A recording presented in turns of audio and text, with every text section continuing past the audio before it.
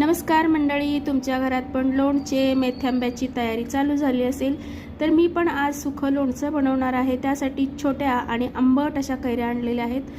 कैऱ्या कट करून त्याला थोडंसं मीठ आणि हळद लावून ठेवल्यानंतर त्यातून जे एक्स्ट्रा पाणी आलेलं आहे याला मी काढून टाकलेलं आहे, कारण आपल्याला इथं लोणचं जे आहे सुखं बनवायचं आहे। आता हे तयार आहे मसाला घालण्यासाठी।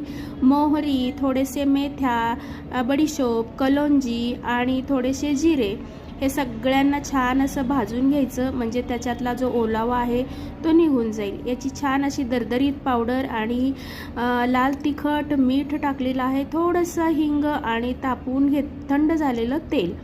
इथं तेल तुमच्या आवडीनुसार तुम्ही टाकू शकता आणि तिखट मात्र तुम्ही छान असं जे बॅडगी मिरचीचं आहे ते टाकायचं। भरणी छान धुवून वाळवून घ्यायची आणि नंतर हे लोणचं स्टोअर करायचं, खूप छान लागतं।